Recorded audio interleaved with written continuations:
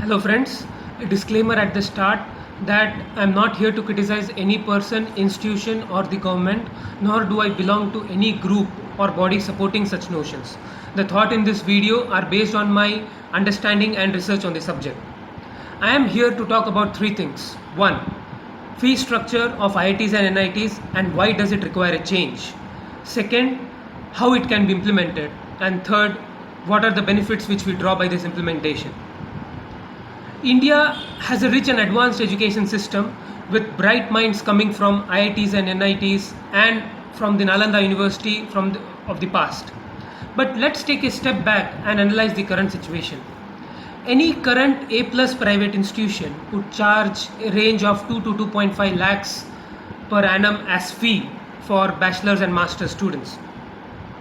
But because of the education subsidies given to IIT and NIT students, they pay only 75,000 a year.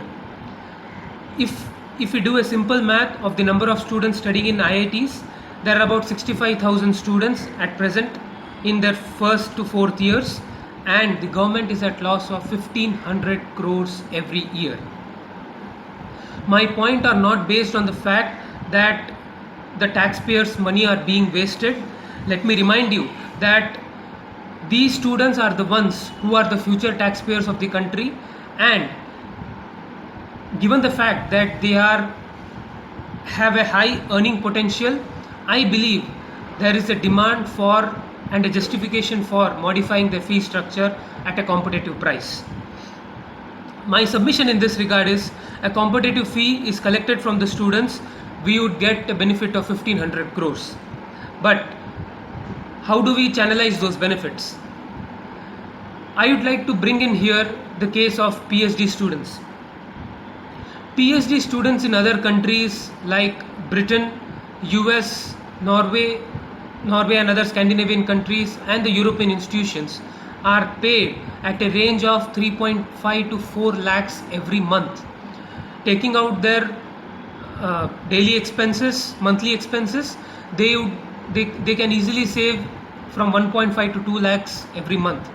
But the students in PhD students in our country are paid a stipend of 25 to 30,000. We are not incentivizing the PhD students and the future graduates to pursue their PhDs and contribute to the research of the country. Now this is my point of worry. If we can channelize those benefits of 1500 crores to increasing the PhD student stipend from 25 to 50 or 75,000 per month, the government has to bear the expense of about 1000 to 1200 crores, but it would incentivize and promote more students enrolling in PhD programs. Given the situation and the need of innovation in the country, I would support this idea of having brighter PhD students coming from IIT and NITs and contributing to the research. My implementation steps in this regard are simple. Having a joint collaboration with the banks as it works like any other housing or car loan, where they pay during their course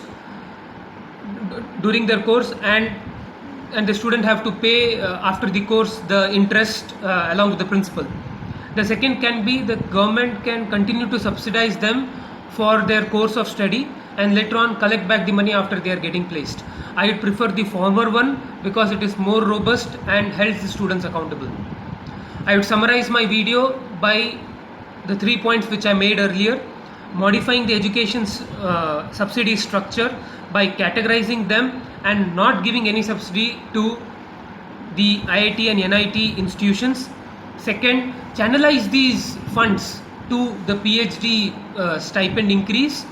And third, please take this video in the spirit of a healthy education system. Thank you.